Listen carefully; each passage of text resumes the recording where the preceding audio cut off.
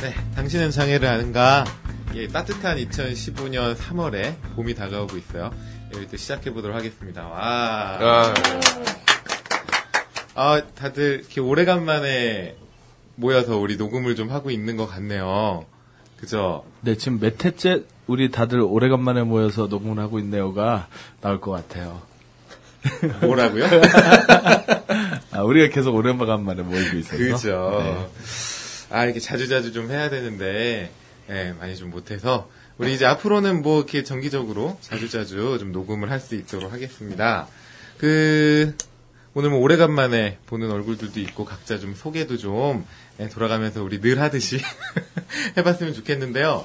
요즘 내가 최근에 본 영화 중에 재밌게 봤던 영화 있으면 우리 이 방송을 듣고 계신 분들에게 살짝 소개를 좀 해주는 시간이 돼도 좋을 것 같아요. 나 이 영화 이래서 이렇게 재밌게 봤다. 돌아가면서 자기 소개와 함께 영화 소개도 한번 해주셨으면 좋겠습니다. 안녕하세요. 당장어 청취자 여러분, 현 PD입니다. 소개가 너무 길어져서 편집했습니다. 오늘은 정민구, 허신행, 배승천, 조사랑, 가비, 하금철 기자가 함께합니다. 즐거운 청취 되십시오. 오늘 이렇게 날씨 좋은 날 우리가 모여서 영화 얘기로 좀 시작을 해봤어요. 영화 얘기로 좀 이렇게 시작을 해봤던 이유는 벌써 40분이 흘렀어요. 소개로 40분. 시간은 잘 가. 자, 1부 이렇게 하고 다음 주에 들으시면 되겠네. 이제 우리 본론을. 뭘 해도 시간은 참 잘 가. 이제 본론으로 들어가 보려고 하는 거는 오늘 주제는 장판 핫이슈입니다. 그래서, 이제 비마이너, 진보적 장애인 언론사죠. 비마이너에서 활동하고 계시는 하 기자님 모시고, 또 한꼭지에 대한 기사 얘기들을 좀 들어보려고 하는데요. 하 기자님.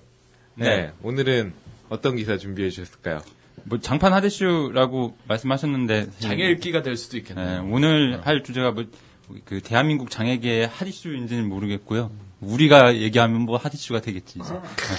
우리 팟캐스트가 얘기하면은 핫이슈 되는 거. 핫이슈는 우리가 만드는 거니까. 우리가 가는 길이 핫이슈이다. 우리가 핫이슈라면 핫이슈지. 네. 머리부터 발끝까지 핫이슈. 너 좀 혀 짠. 얘 발음 좀 안 된 거 맞지? 머리부터 발끝까지. 머리부터 발끝까지 핫이슈. 이거 편집해줘. 그래, 이게 오늘의 주제와 연관되는 것 같아. 네, 말씀하세요. 네. 저 오늘 완전 비난받겠네요. 오늘 얘기할 건, 어쨌든 방금 계속 다 한 명씩 돌아가면서 영화 얘기 했으니까, 자연스럽게 영화 얘기를 계속 하면 될 것 같아요. 오늘 얘기할 주제는, 혹시, 사랑에 대한 모든 것이라는 영화 보신 분 있나요? 아니요. 본 사람은 없나? 아무도 없네요. 예의가 너무 오늘 얘기할 사실 저도 안 봤어요. 영화도 안 보고 기사했습니까? 안 받았으면 이게 신뢰도가 굉장히 떨어지네. 기레기죠, 기레기. 그냥 인터넷에 끌고 오는 거 아니야, 이런 거? 전문가 평점 보고. 좀 맞는데, 지금? 네이버 아니에요. 영화 그런 보고 건 끌고 아니에요. 왔나 본데요, 지금. 근데 이제 전문가의 글을 인용해가지고 쓴 기사인데. 인용이라고 표현을 하죠. 인용이죠, 인용. 사랑에 대한 모든 것이라는 영화는 들어보셔서 아시겠지만은, 스티븐 호킹이라는 이제 박사의 삶을 이제 좀 다룬 영화인데, 스티븐 호킹이 되게 근위축성, 근위축성 측색경화증. 근위축성 측색경화증이라는 장애를 앓고 있는 사람이죠. 이 사람을 이제 앓고 있나? 앓고 있대. 장애 앓고 있대. 형은 무슨 장애 앓고 있을 때? 갖고 기자가 아니 근데 앓고 이것도 있다고 약간 그러는데. 굉장히 이제 장애를 갖고 있다, 장애가 있다, 장애를 앓고 있다. 이거 뭐 어떤 말을 선택해야 되는지는 또 나중에 또 한번 얘기해 보세요. 앓고 있다는 아니지 않나? 죄송합니다. 장애는 병이 이게 또- 아니니까요. 근데 그것도 논쟁의 여지가 있는 진행성도 거잖아요. 어떤 질환에서도 그래요? 영역이 또 이렇게 그렇지. 있으니까. 질병과 스티븐 호킹은 또 그런 네. 연도 있는 거지. 이 증이라는 건 의학적 아, 용어잖아요. 맞아요, 근위축적 맞아요. 측색경화증이라는 의학적 명칭이며. 어쨌든 그래서 이런 장애를 가지고 있는 스티븐 호킹을 그 하이에나들이야 다. 아 진짜 심장이 맛보고 즐기고. 심장이 아니 가슴이 쫄깃해지네요. 너무 쩔어. 말 한마디만 잘못해봐. 들어와. 기자님 얘기해봐. 들어와. 한 사람씩 얘기해 제발. 입에다 지퍼를 이렇게 채워놔야겠네요. 네, 계속하시죠. 이 스티븐 호킹이라는 사람의 역할을 에디 레드메인이라는 배우가 연기를 해서 이제 사랑에 대한 모든 것이라는 영화를 이렇게 딱 작년에 내놨는데요.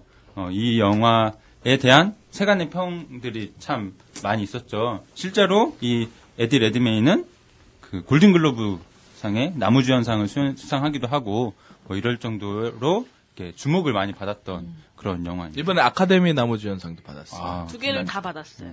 정말 잘 나가는 배우네요. 그 뭐 요새는 뭐 동성애자 뭐 역할 연기도 한다고. 지금 찍고 있는 영화는 최초의 트랜스젠더인 분이 있어요. 그분 또 이것도 실화인데 그것을 바탕으로 한 영화를 찍고 있다 그러더라고요. 트랜스젠더가 최초가 있을 수 있어요?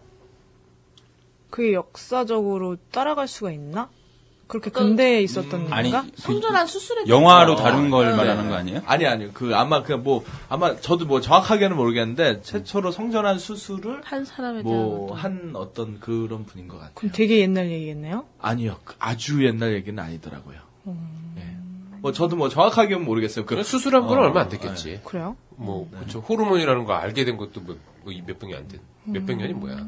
아니면 뭐 이게 뭐 최초로 공식적인 뭐 트랜스젠더일 수도 있고 뭐 저도 뭐 정확하게 뭐 궁금해지네요. 자, 위키피디아를 들어가 위키피디아에서 찾아볼게요. 예, 알겠습니다. 어쨌든 그런 배우가 연기를 했고 많은 사람 평단의 호평을 많이 받았던 그런 배우죠. 근데 여기서 오늘 얘기해 볼 주제와 관련해서 중요한 부분은 이 연기를 했던 사람은 비장애인인 거죠. 네. 그 연기의 대상이 됐던 스티븐 호킹은 장애인이고 뭐 이런 연기를 해가지고 좋은 평가를 받는 배우들은 많이 있잖아요. 우리나라의 문소리나 뭐 이런 사람도 그런 케이스였고, 사람들이 좋은 평가를 많이 했는데, 보기 드물게 여기에 대해서 좀 이렇게 혹평을 하는 사람의 이제 글을 제가 구글 검색하다가 보게 됐어요.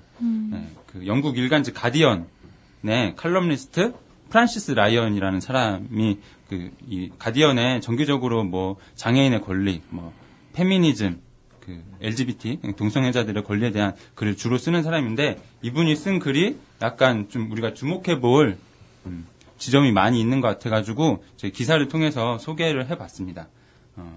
네. 이 사람이 쓴 그 칼럼의 이 제목이 이런 거예요. 영어로 읽어보면 We wouldn't accept actors blacking up. So why upload clipping up?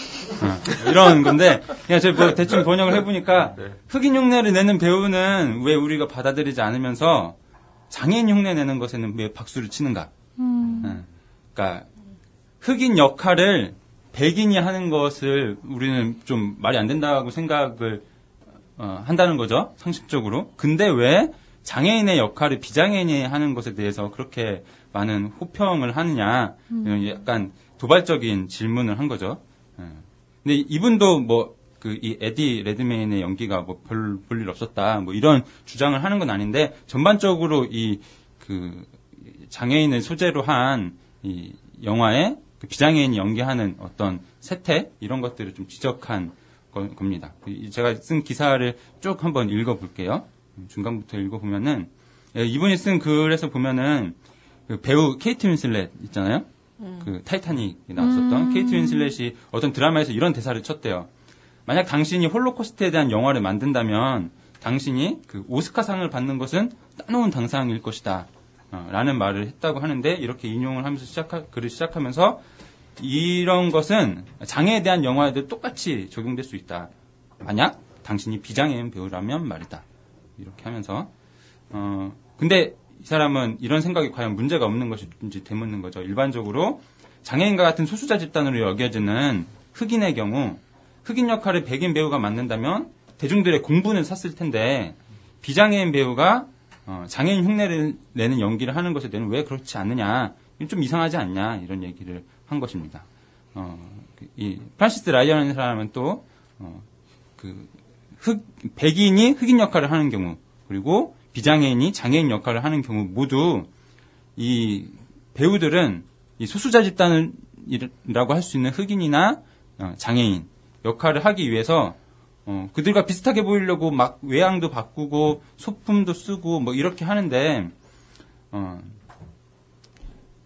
이렇게 하는 게 진짜 그 소수자적 특성을 가진 이들로부터 이 부분은 약간 동의하기가 어려운 부분이기도 한데 직업을 빼앗아 가고 또 그렇게 함으로써 영화 산업에서 그 이들 집단이 과소대표 되도록 한다.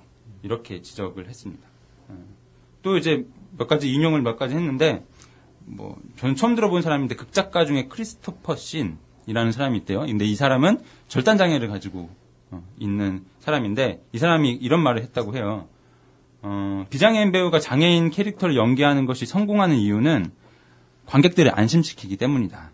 장애인이 직접 등장했을 때 이 사람이 막 되게 뭐 예를 들면은 그 지체장애라고 하면은 뭐 걸어다니기 불편하고 막 이러는 광경들이 이게 연기가 아니라 실제라면 되게 당황할 텐데 그렇지 않다라는 사실을 이 비장애인 배우가 확인시켜주는 것이기 때문에 관객들을 안심시키는 것이다라고 얘기를 하고 이 말은 즉 우리가 아는 배우 그러니까 유명한 비장애인 배우가 연기하는 그 장애인 캐릭터를 보는 일은 장애에 대한 사회의 공포와 혐오가 마법처럼 초월되도록 한다.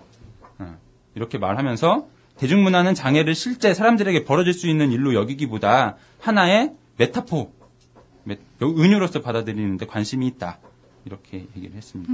그러면서 이 사람이 글을 끝맺기를 만약 백인 배우가 흑인 연기를 하는 상황에서 이런 논쟁이 벌어졌다면 우리의 분노가 막 치솟아 올라가지고 그 해당 장면은 그냥 편집실에서 그냥 탁탁 컷 해가지고 다 사라져 버렸을 텐데 인종과 관련해서 우리는 이렇게 대중의 즐거움을 위해 그 주류 집단의 일원이 소수자 집단의 그 역사를 묘사하는 것은 옳지 않다라고 생각하지만은 장애인에게는 그런 자기 표현의 권리가 없다고 이렇게 생각을 하는 것 같다. 이런 식으로 지적을 했습니다.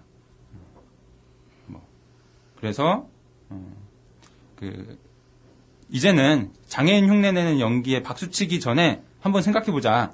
장애인의 삶은 비장애인 배우가 연기하는 그 어떤 것, 그 이상이 있기 때문에 좀 다른 방식의 영화들이 구성돼야 되지 않냐 이런 취지의 이제 글을 썼는데 이 기사를 내고 나서 비마이너 조회수가 그렇게 높지 않은데 이 기사에 대한 조회수는 이렇게 페이스북에서 공유도 많이 되고 좀 트위터에서도 이게 말이 비마이너 링크가 많이 왜요? 네. 난 댓글이 좀 궁금하네요. 어떤 그러니까, 댓글들이 좀 댓글은 별로 없는데 댓글은 좋은 기사 잘 보았습니다. 좋은 기사 잘 보았습니다. 댓글 하나 다. 나오미 씨? 나오미 캠벨? 근데 이제 페이스북에 이렇게 여러 차례 공유되고 하면서 많은 논의가 있었죠.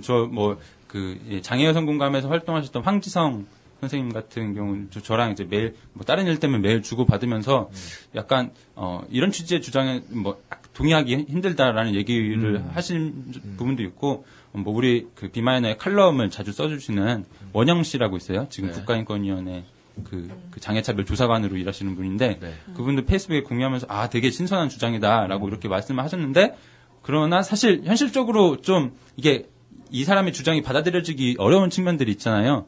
그러니까 이게 장애인을 소재로 한 영화라고 해도 다 장애인이 하기에는 그 연기자로서 훈련을 하는 과정이나 이런 거 거치는 것도 많이 힘들고 여러 가지 그 조건상의 문제 때문에 이게 좀 과한 주장이지 않냐 이런 얘기도 하셨고 근데 어쨌든 이런 논의들이 이 장애와 문화 엔터테인먼트 산업 장애와 관련해서 좀 많이 논의될 필요는 있겠다 이런 식의 얘기들을 많이 하시더라고요. 그래서 그것을 국내선 하금철 기자가 촉발시켰다. 처음으로.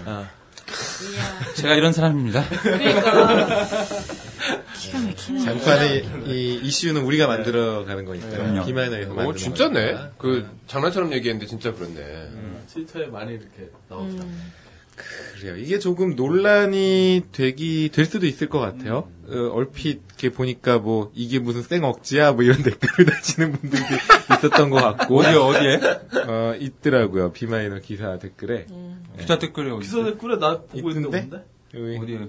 형 마음속에 있는 거 지금 비마이너 그걸 댓글을 다셨는데 비마이너 기사 댓글을 펀 거예요. 그러니까 정확히 얘기를 하면 기사 링크를 퍼와가지고 펀 거에 대한 댓글을 누가 달았는데 예, 그런 댓글을 달기도 했어요. 이 오미 아무튼 그 어떻게 블로그에다가 한 거네요. 어떻게들 생각하시는지 좀 재밌네요. 근데 뭐 그렇게 얘기를 할 수도 있잖아요. 어차피 연기라고 하는 건 예? 어제 뭐 얘기하셨듯이 그 어차피 연기잖아요.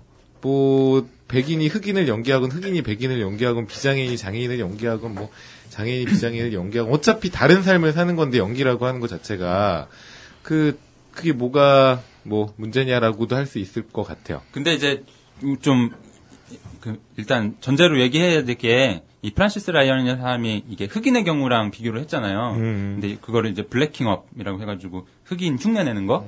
근데 이게 좀 여기저기 찾아보니까 실제 막 그 백인들이 얼굴에다가 시커먼 거 뭐 칠해가지고 흑인 그 흉내내는 약간 그 페스티벌 같은 데서 그런 걸 좀 하나 봐요. 근데 그런 게 되게 이제 비난의 대상이 되는 행위인가 봐요. 해외에서는. 실제로 우리나라에서도 지금은 없지만 옛날에 막 이봉원 장두석의 시커먼 뭐 이런 거 하면 그지. 근데 사실 요새 개그 프로그램에서는 이제 그런 게 사라졌잖아요. 아니야 나와 요새도 있어. 그리고 얼마 전에 요런 이슈가 있어서 이 브레이킹업에 대해서 다시 이슈가 된 적이 있었어요. 어쨌든 그게 이제 공론의 장에서는 비난의 소지가 될 수 있는 거라는 거죠. 뭐 계속 그런 걸 하는 사람이 있다고 하더라도 어쨌든 비난의 소지는 있다라는 건데 사실 뭐 여러분들도 비슷할 것 같은데 이 글을 보기 전까지는 뭐 이렇게 무슨 영화에서 장애인 역할을 비장애인이 한다고 해가지고 사실 이게 예를 들면 오아시스 같은 영화에서 문소리가 뇌성마비 장애인 역할을 한다고 해서 그 뇌성마비 장애인을 연기하는 어떤 이 스토리 라인이나 이런 것들이 약간 좀 논쟁의 대상이 되긴 했어도 비장애인인 문소리가 그 역할을 하는 것 자체에 대한 문제 제기는 없었던 것 같거든요. 그때는 오히려 페미니즘적 문제 제기가 있었던 것 같아요. 좀 다른 영역에서 논쟁이 됐었지 그 역할을 하는 것 자체에 대한 문제 제기는 없었던 거죠. 근데 뭐 사실 이 부분이 이 사람의 주장이 맞냐 틀리냐에 대해서도 좀 뭐 같이 얘기해 볼 수 있을 것 같아요. 그게 이게 생각보다 이렇게 여러 가지 이슈 가운데 되게 이런저런 이야기가 찬반으로 쉽게 나눌 수 없는 그런 주제인 것 같아요. 그래요? 어떠신데요, 현 PD님은? 어떻습니까? 찬반으로 쉽게 나눌 수 없다는 애매한 지점들이 좀 있는 것 같은데 나는. 애매한 게 좀 많이 있네. 나는 이 사람이 지적한 부분이 흑인 흉내 내는 것과 장애인 흉내 내는 것을 동일한 선상에서 놓고 이야기를 하는데 난 같아 보이지 않는 거야. 그러니까 사진 찍을 때 물론 그런 게 있잖아. 우리 왜 얼마 전에 본 영상 중에 장애인 따라하는 영상 현 PD가 보여줘서 봤었잖아요. 네네. 거기서 이제 어른들은 장애인 차마 못 따라하잖아. 그잖아. 이제 그게 뭐냐면 놀리려는 의도, 조롱하려는 의도로 하는 것이 현저히 적다는 거예요. 그래서 뭐 사진 찍을 때 서양 애들이 동양인 흉내내면서 이렇게 막 눈 찍고 하는 거라든지 아니면 흑인 흉내내는 이런 것들은 분명히 뭐 조롱하는 그런 의미의 그런 것인데 그리고 그게 연기로 되었을 때도 그런 어떤 뉘앙스를 사람들이 받을 수 있고 그래서 흥분할 수 있는 것 같은데 장애인 연기를 한다라고 했을 때 그게 어떤 조롱이나 비하의 의미, 그 뉘앙스가 숨어 있을까? 문소리가 그런 게 섞여 있을까? 근데 사실 그런 건 감정적으로 알잖아요. 네. 그래서 우리 야학에서는 천막야학 시절에 문소리 씨를 초대해서 간담회 들었었다고요. 예. 심지어 우리 후원도 해주시고. 뭐. 그렇게 후원자이기 때문에 논쟁의 대상이 될 수 없다. 에이, 그런 건 아니고. 참 좋은 분이 들어요. 돈으로 입막음 시키는 거예요? 한 달에 몇만 원 준다고? 참 이렇게 진솔한. 몇만 원 더 줘. 근데 방금 신행쌤 뭐라고 불러야 되지? 허신행 씨라고 하십시오. 허신행 씨, 네. 신행 씨가 신행 씨가 말씀하셨던 흑인 배우 블랙킹업이라고 표현을 하면 될까요? 흑인 뭐 배우 영어니까 어려우니까 뭐 네. 그냥 흑인 배우 따라하기. 흑인 배우 따라하기. 흑인 따라하기. 흑인 연기하기. 네. 흑인 연기하기. 흑인 연기하기에 이제 베이스가 사람들의 마음에 깔려 있는 게 조롱이다. 일 수 있다. 이제 그거는 문제다. 근데 저는 그게 과연 장애인 연기하는 거랑 그닥 다르지 않을 것 같아요. 왜냐면 똑같은 조롱은 아니지만 동정의 시선이잖아요. 근데 그건 영화마다 다르잖아요. 아까 하 기자님이 말씀하셨던 부분 중에서 저는 관객들 안심시킨다라는 부분이 좀 비슷한 내용일 수 있을 것 같은데, 네. 그런 지적이 있을 수 있죠. 우리가 이미 익숙한 배우가 장애인 캐릭터를 이제 연기하는 거를 우리가 보는 거는, 그러니까 장애인에 대해서 일상적으로 가지고 있던 그 공포가 그냥 없어지는 건 아닌데, 그냥 마치 사라지는 것처럼 그냥 보이도록 하는 게 있다라는 식의 아니, 주장인 근데 거예요. 생각해봐. 그 옛날에 오아시스 할 때 문소리를 장애인지 비장애인지 모르고 봤었다고, 사람들은. 그만큼 연기를 잘하니까. 아니에요. 근데 모르고 그냥 봤어요. 이 사람, 근데 그 사람의 만약에 이제 그걸 안심시킨다는 그런 맥락이 이렇게 논리적으로 맞으려면 이 사람에 대한 사전 지식을 사람들이 가지고 있는 상태에서 보는 건데. 나중에 문소리가 비장애인이라는 걸 모든 사람들이 알게 됐잖아요. 그럼 뭐 나중에 안심했겠지. 근데 그게 무슨 의미가 있어. 근데 그렇잖아요. 근데 이거는 근데 철학적으로 분석했을 때 이런 맥락의 공격이 가능한 거지. 이게 딱 마음에 와닿지 않아. 나도 그 부분은 마음에 와닿지 않았어요. 그러니까 다큐를 보더라도 왜 장애인 당사자가 나오는 다큐들 많이 있잖아요. 영화가 굳이 아니더라도 당사자가 나오는 다큐를 보면서 뭔가 공포의 감정이라든지 뭔가 이런 것들을 느낀다기보다는 좀 다른 감정인 것 같아요. 영화에서도 뭐 그런 감정을 걷어냈기 때문에 비장애인 배우라고 하는 걸 알고 있으니까 뭔가 좀 안심하고 보고 이런 거는 살짝 나도 공감이 좀 안 가긴 근데요, 하더라고요. 저는 그때 그 오아시스 영화를 봤을 때 전 나름 되게 충격적이었거든요. 그죠. 그분의 그 연기가. 그치. 근데 그 사람이 비장애인이란 걸 알고 안심했어요. 아, 그래? 예, 저는 그랬던 기억이 있어요. 어떻게 저 사람 어떻게 하면서 봤는데 나중에 알고 봤더니 비장애인이 장애인 아니야? 이런 거? 비장애인이구나. 다행이다라는 감정으로 표현할 수 있을진 모르겠는데 좀 그랬던 부분이 있었던 것 같아요. 그리고 실제로 제8요일이라는 영화인가요? 거기서 장애인 배우가 등장을 하잖아요. 그리고 그분이 이제 다운 증후군을 앓고 계신데 그 이후로 이제 다운 증후군 배우들은 속속 조금씩 나오셨던 것 같아요. 그분들을 볼 때 분명히 어떤 불편한 감정은 있었던 것 같아요. 네. 그거 좀 더 얘기해봤으면 좋겠네요.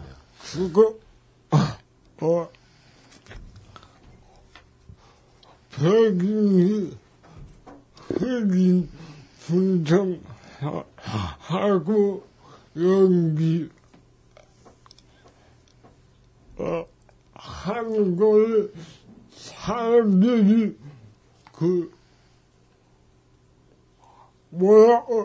하는 거는 처음에 흑인이 얼굴에 시꺼매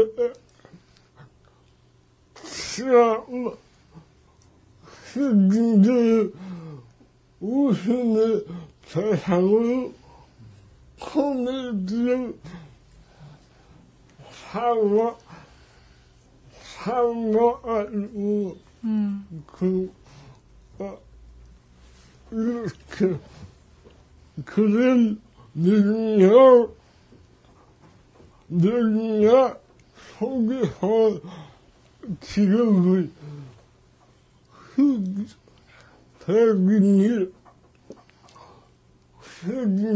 연기 하는 걸 용납이 아닌지 내 때문에 그런 흑인이 얼굴에 시끄러워 흑인을 웃음이 대상으로 안 사고 그냥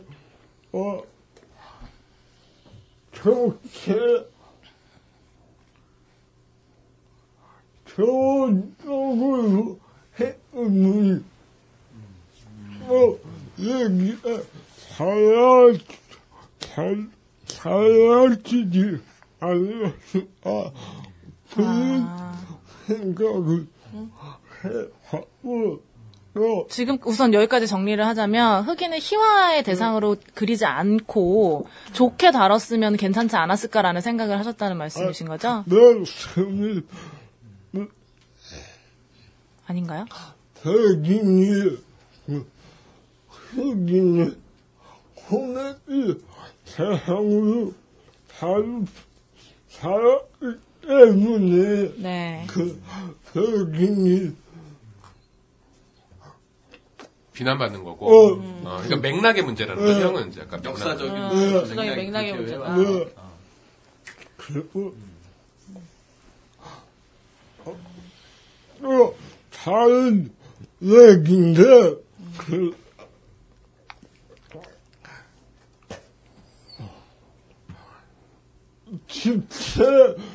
지체성인과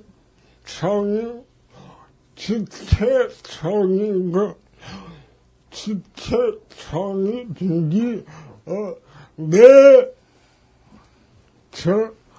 저처럼 내 평생 상일 상일 영화가 들어가서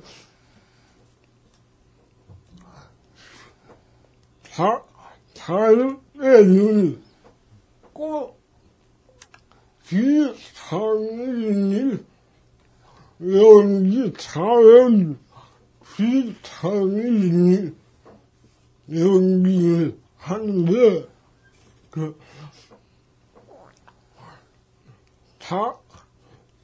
다운 중국 같은 영화를 들어서는 꼭 비상인이 연기하는 것도 아니죠. 그때는 정말 다음 중국은 있는 장인이 연기를 하는 경우가 많이 그러니까 뇌성마비 장애인 같은 경우는 대부분 네. 비장애인이 연기하는데 네. 다운증후군 이런 역할은 실제 다운증후군 당사자가 하는 경우도 많아요. 네. 그러니까 난 약간 그런 생각이 들었어. 그러니까 약간 형 말 들으니까 오히려 난 좀 반대되게 지적장애를 드라마나 이렇게 영화에서 다룰 때 비장애인이 되게 하는 경우가 사실 되게 많이 네. 있고 다운 신드롬은 사실 정말 특수한 어떤 생김새에 대한 지점이기 때문에 그거는 이제 그런 식으로 소비되는 영역인 것 같고 또 외소증 같은 경우도 영화적으로 그게 오히려 더 특색이 있기 때문에 그렇게 소모되는 경우가 사실 많이 있어요. 뭐 왕자의 게임에 나오는 그 사람 같은 경우는 굉장히 성공한 사실 배우에 속한 사람이고 연기를 되게 잘하기도 하고 그러니까 그런 문제들이다. 그러니까 오히려 저는 사실 신체 장애나 이런 뇌변변 장애 같은 경우는 그 감독이 어떤 의도에 맞게 정말 연기력이 좋은 어떤 장애인 배우가 있으면 기용하는 건 그렇게 어려운 문제 같지 않아요. 그러니까 제가 느끼기에는 연기적 훈련이 잘 되어 있는 배우들을 뽑고 싶을 거 아니야. 감독은 이제 영화의 스토리상 그거를 할 수 있는 사람인지 없는 사람인지. 사실 저는 되게 그러니까 아까 레드메인인가 그 사람이 되게 스티븐 호킹을 하게 된 거는 되게 외모적인 것도 되게 큰 것 같아요. 되게 비슷하게 생겼거든요. 그러니까 저는 그러니까 그런 것들이 감독이 어떤 안에서 이 사람의 어떤 수준이나 인권적인 그런 게 감수성이 부족했다기보다는 정말 알맞는 캐릭터를 찾다 보니까 그렇게 된 경우인 것 같고 전 오히려 되게 이 기사를 보고 되게 불편하게 떠올랐던 거는 더맨더머 같은 영화예요. 그러니까 대놓고 지적장애를 우롱하는 영화인 거잖아. 그렇게 따지면 그러니까 그런 경우 어떻게 그러면 정말 그런 영화를 만드는 게 문제인 건가 아니면은 거기에 지적장애인을 고용하지 않은 게 문제인 건가 아니면은 그러니까 진짜 어렵다. 지적장애인이 아니, 지적장애인 연기를 하는 아니, 그러니까 지적장애인이 지적장애인 연기하는데 그게 조롱을 위한 목적인 건 더 나쁜 거 아니야? 그러니까 이게 약간 조롱에 대한 지점인데 우리가 약간 안심하는 지점 있잖아요.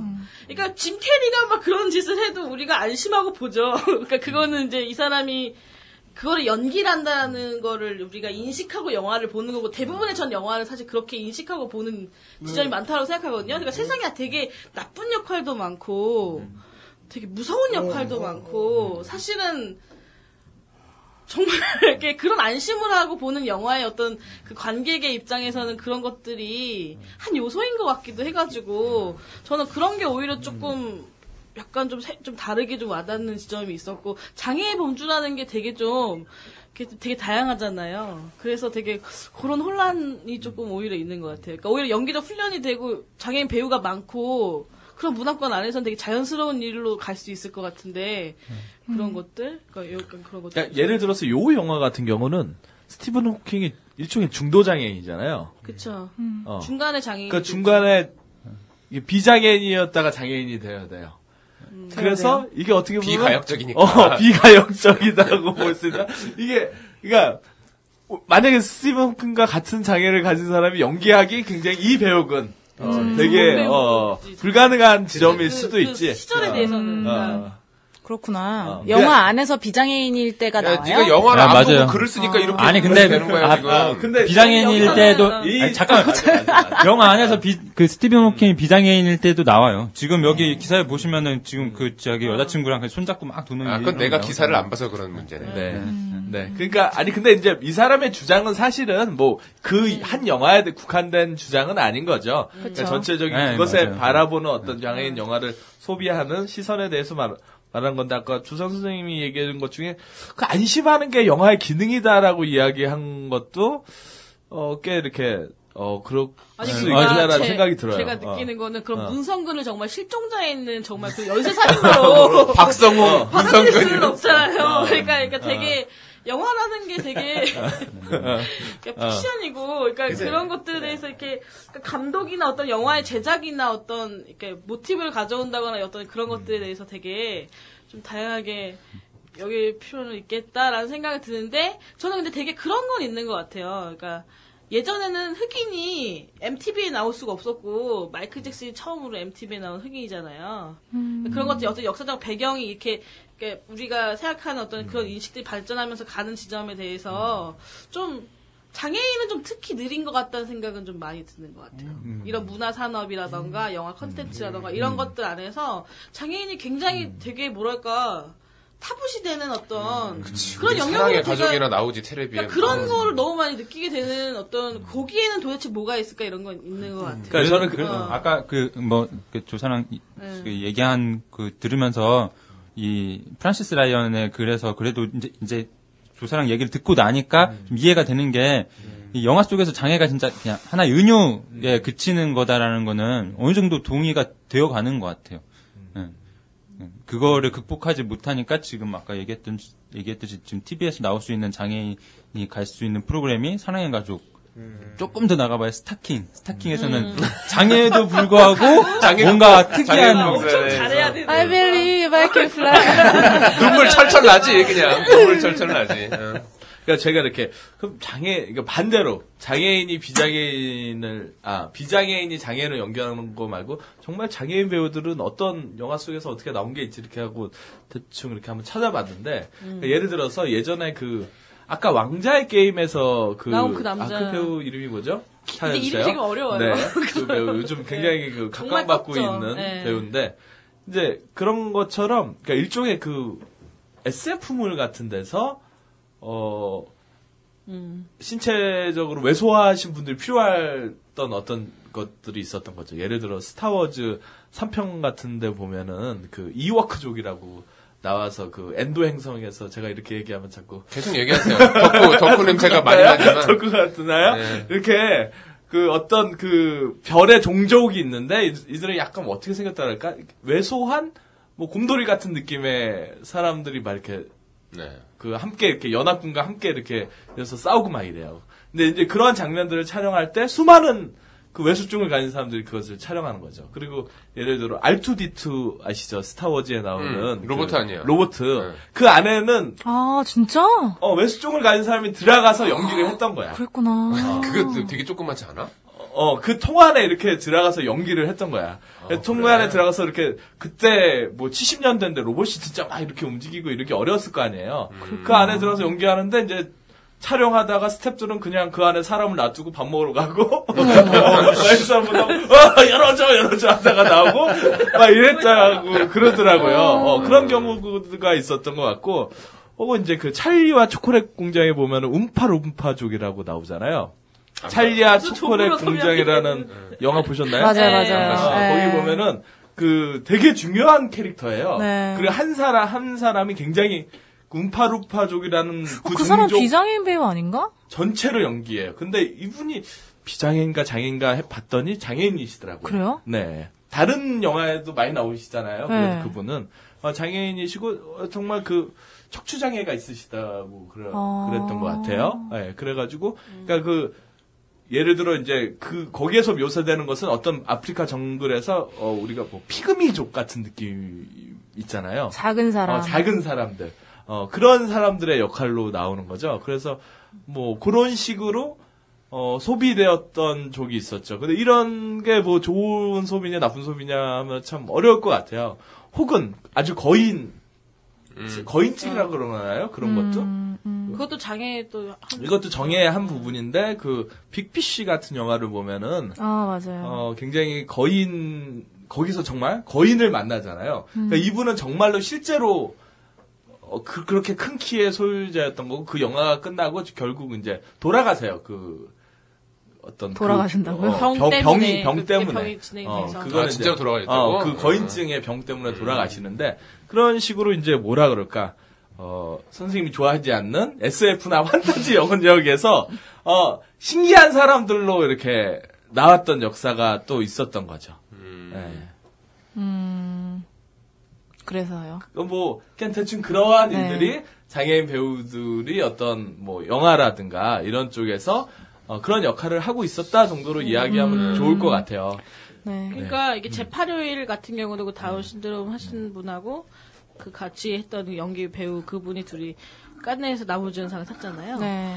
근데 이제 그런 영화로 되게 감동적인 어떤 한 작품, 딱 이런 식으로밖에 이제 장애인 배우가 소비될 수 없는, 그러니까 그 이후에 어떤 또 계속 연기 생활을 한다거나 뭔가 이렇게 이어지는 작품이나 이런 것들은 사실상 없는 것 같아요. 그러니까 주인공의 격으로 나온다거나 주조연 격으로 나온다거나 그런 느낌들. 아까 하감철 기자님이 말씀하셨던 부분 중에서 직업을 빼앗아 간다라는 부분이 있었잖아요. 네, 있었죠. 네. 근데 그 부분에 대해서 동의할 수 없으시다는 말씀을 아까 약간 하셨는데. 아리까리한 거죠. 네. 근데 저는 그 부분에 되게 100% 동의하거든요. 어떤 면에서? 그러니까 장애인 배우가 꿈꾸시는 분들도 굉장히 많죠. 실제로 우리 주변에도 너무 많잖아요. 당장 장애인 극단 판에 계신 장애인 배우분들도 얼마나 많으세요. 그리고 물론 그 훈련이란 말씀도 아까 조사랑 선생님이 하셨는데, 근데 저는 우리나라 경우밖에 잘 모르니까 제가 당장 예대를 나온 입장에서 봤을 때, 물론 아카데미 교육이 된 예술가들이 무조건 다 아티스트가 되는 건 아니지만 어쨌든 아카데미 교육도 굉장히 중요하잖아요. 그렇게 훈련된 배우 혹은 훈련된 예술가가 있어야 이제 감독들이 그분들이 이제 데려다가 같이 작업을 할 텐데, 실제로 대학에 들어갈 수 있는 게 굉장히 힘들어요, 장애인 배우들이. 지금 장애인 특례 입학 같은 것도 실제로 예대 중에서는 실행되고 있는 학교가 얼마 없어요. 얼마 없고, 그리고 퍼센트도 굉장히 적어요. 뭐 2%. 막 이래요. 실제로 장애인 퍼센트가 100%로 따지면 10% 정도 된다면서요. 그렇다고 한다면서요. 전체 인구 중에서? 네, 전체 인구 중에서. 근데 학교에서 장애인 친구들을 뽑을 때 2% 정도밖에 못 뽑히는 거예요.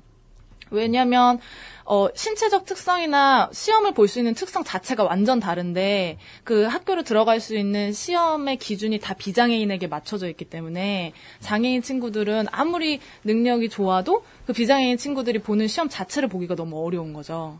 근데 예대들은 대부분 수능 시험의 퍼센트는 굉장히 적고 실기 시험의 퍼센트가 높으니까 장벽 자체가 너무 높기 때문에 훈련될 가능성이 너무 적은 거고, 훈련이 되더라도 나갈 필드가 너무 없는 거고, 그렇기 때문에 장애인 아티스트 자체가 만들어지기가 너무 어려운 거죠. 네, 그런 부분도 있는 것 같아요. 그런 전체 산업적인 영화 산업이나 문화 산업 전반으로 보면은 그렇게 볼 수도 있겠네요. 네. 그러니까 정말 장애인 배우들 입장에서 보면 직업 뺏어가고 내 자리 뺏어가는 거라고 생각할 수 있을 것 같아요.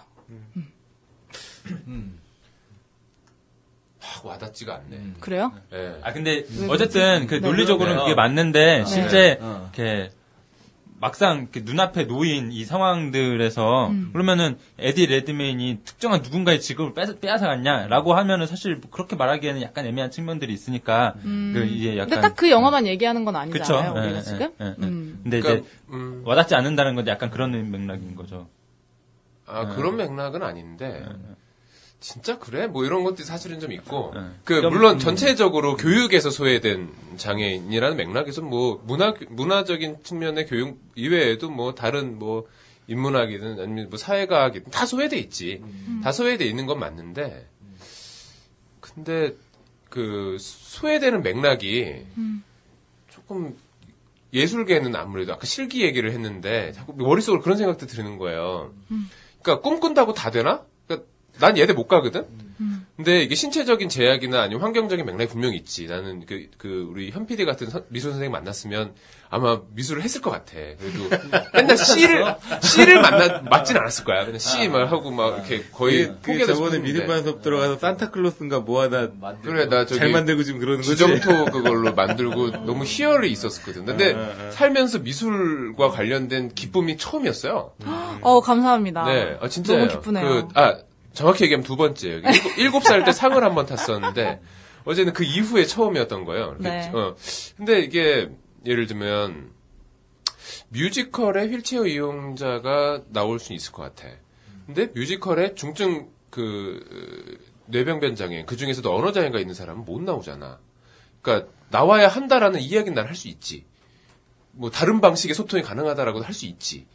근데 뮤지컬은 왠지 안 될 것 같은 거야. 이렇게 너무 복잡해.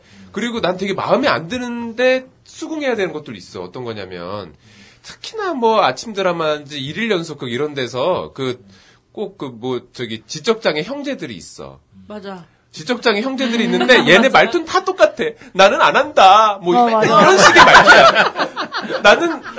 나는 싫다. 이 말투야. 100%야. 나 이거 되게 싫어하거든, 이거. 보기 너무 싫어. 그러니까 어떤 정도로 싫으냐면, 정말 사투리 못하는 사람이 사투리 하는 그 어색함. 그거 다 너무 뻔히 보이는 거 어색함들. 또 거기서 감동 짜내려는 그런 것들. 이런 게 너무 싫은데, 근데 만약에 거기에 진짜 지적장애인이 나와. 그러면 난 그건 되게 좋을 수도 있다고 생각이 드는데, 그럼 내가 감독이면 너 그렇게 할래라고 하면 난 안 할 것 같거든. 너가 누구야? 만약에 나한테 내가 감독이야, 내가 감독인데 지적장애 배우를 써가지고 극을 만들겠냐 하는데 난 그럼 안 할 것 같아. 왜냐면 1일 연속 스케줄이 그렇게 바쁜데 이 사람 붙잡고 이렇게 찍으려면 하루 찍으려면 이렇게 몇 개월 걸리잖아. 걸릴 수 있잖아. 그래서 뭐 이렇게 산업의 효율성을 따졌을 때도 안 될 것도 같고 이런 구조